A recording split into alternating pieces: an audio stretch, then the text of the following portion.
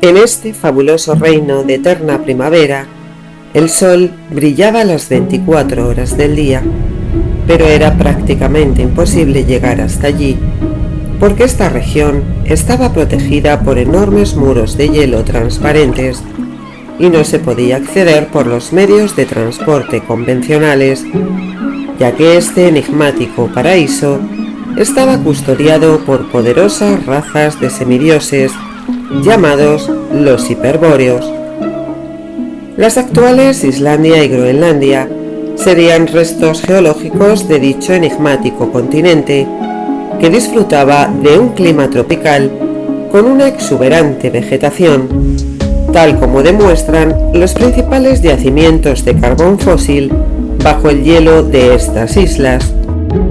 Existen muchas leyendas que mencionan a los habitantes de estas tierras.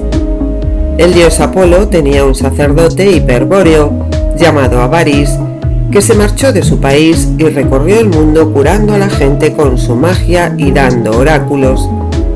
El héroe griego Heracles, más conocido como Hércules, tuvo que perseguir a la cierva de Cerinea durante un año hasta el país de los hiperbóreos, mientras realizaba el tercero de sus 12 trabajos. Allí, al final, se paró y fue atrapada. También se dice que a Medusa fue conocida por convertir en piedra a aquellos que la miraban fijamente a los ojos. La desterraron a aquellas tierras por culpa de Afrodita, la diosa de la belleza y el amor. Pero ¿cuál es el origen de Hiperbórea? Hiperbórea se halla en los límites del tiempo, cuando en el cielo hubo una confrontación entre Jehová, dios del mundo material, y las huestes espirituales de Lucifer. En esta contienda cósmica se produjo la traición de los traidores blancos. Mediante esta estrategia encadenado la consciencia divina en el mundo, Jehová trata de dar entidad a su mundo ilusorio. Jehová necesita del elemento divino, pero sometido a su designio. En consecuencia, a raíz de esta situación, el espíritu quedó encadenado en la materia y el alma del mundo, dando lugar a una estirpe de semidivinos. Esta estirpe se hallará desde entonces entre dos mundos y en medio de una terrible confrontación cósmica. Tratando de ayudar a sus hijos semidivinos, los dioses blancos crean Hiperbórea, un territorio libre del mundo desde el que luchan para rescatar a los suyos de la cárcel de la materia. Cuenta la leyenda que los dioses mezclaron su sangre con los hijos de la tierra, transfiriéndoles fuego de los dioses, esto es, su sangre divina, y Lucifer y sus huestes entran en la tierra hueca, donde edifican el reino de Agartha. También los Eddas se refieren al mismo asunto del libro de Enoch y del Mahabharata, presentando a los Vanes y los Ases como extraterrestres. Son los ángeles del libro de Enoch, que enseñan a los hombres la ciencia, el arte y la civilización. En el citado libro de Enoch aparece el relato en el cual Lamec, padre de Noé, afirma: he tenido un hijo diferente a los demás. No es como los hombres, sino que parece un hijo de los ángeles del cielo. Es posible que Noé fuera un hiperbóreo, ya que su padre lo describe con la carne blanca como la nieve y roja como la flor de la rosa, y su cabellera blanca como la lana. Sus ojos eran hermosos, y efectivamente ese era el aspecto de los antiguos hiperbóreos. El primer elemento de las creencias ocultistas nazis provenía de la tierra mítica de Hiperbórea, Thule. Los mitos de la antigüedad hablan de una antigua tierra mágica que explica el origen de la humanidad y de la antigua civilización de la Hiperbórea, patria original de los arios. Los arios decían que el continente ártico, hace milenios, era un lugar cálido y habitable. Esta tierra fue habitada por una raza superior, los hiperbóreos, Esta civilización poseía un conocimiento espiritual avanzado, ya que se trataba de semidioses. Eran conocidos como arillas o arias, de donde proviene la palabra ario, que significa de alto rango o iluminado. Los nazis desarrollaron una perspectiva esotérica relacionada con el Tercer Reich de Hitler, que intentaba dar explicación a enigmas tan diferentes como el Santo Grial, el Arca de la Alianza o la existencia de la Atlántida. Una de sus leyendas favoritas era la de Hiperbórea, ya que pensaban que la raza aria era descendiente de los dioses rubios, hermosos e inmortales que habitaban al norte del mundo. En el corazón de Asia hallamos las montañas más altas del mundo y una inmensa meseta, el Tíbet, situada a una media de más de 4.000 metros de altitud sobre el nivel del mar. La guerra mágica que movió los hilos de la historia hizo que las relaciones entre la Alemania nacional socialista y el Tíbet fueran más allá de la mera rutina diplomática. Himmler trataba de verificar la hipótesis de que tras el hundimiento de la Atlántida, el Tíbet fue habitado por atlantes blancos y que en ese lugar del mundo aún es guardado el conocimiento de los antiguos y las entradas a su reino subterráneo. En el Tíbet se conserva el mito ario que habla de reinos ocultos, pero principalmente subterráneos, conocidos como Agartha o Shambhala.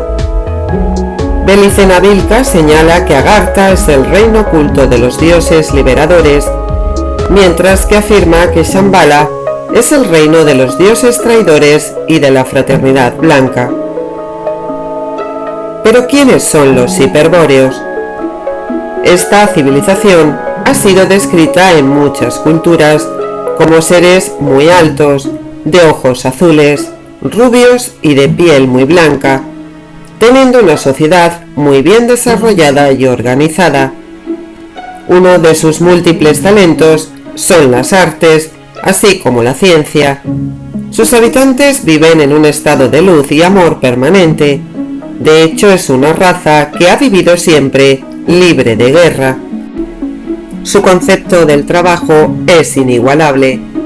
Su genética no conoce la vejez ni la enfermedad.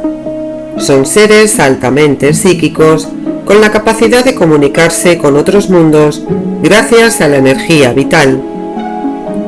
La civilización hiperbórea debió florecer hace más de 60.000 años, durante el último periodo interglaciar, cuando cambió el eje de rotación de la Tierra, los polos se desplazaron de lugar y el clima se tornó hostil. Hiperbórea se hizo inhabitable, quedando completamente cubierta por glaciares. Se dice que sus habitantes emigraron hacia el sur, poblando las diversas regiones del planeta. Los hiperbóreos se mezclaron con los humanos comunes, dando vástagos de gran belleza y dotados de poderes sobrenaturales como la precognición o adivinación del futuro y una inteligencia brillante, así como la predicción.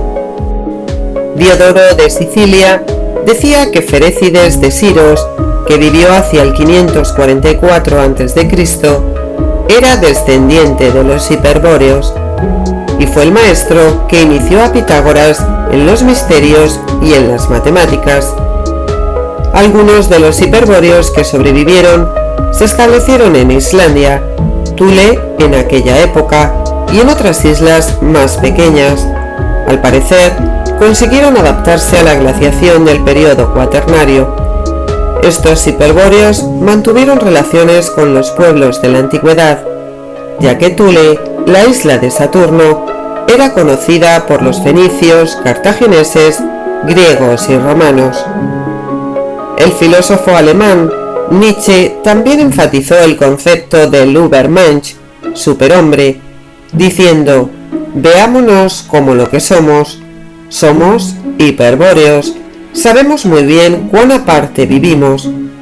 Nietzsche recalcó el papel de una fuerza interna para un desarrollo superhumano. Hiperbórea estaba situada más allá del océano boreal, y aislada del mundo, según una versión del mito, por una muralla de constitución vítrea. En otras versiones, la muralla mágica era de piedra, al estilo de las construcciones ciclopeas del mundo antiguo. Gracias a esta separación, la pureza racial no estaba amenazada y podían vivir en armonía. Cuando los dioses hiperbóreos hubieron de partir para retornar más allá de las estrellas, antes de marchar, dejaron en la tierra un objeto especialmente sagrado, el Graal o Grial.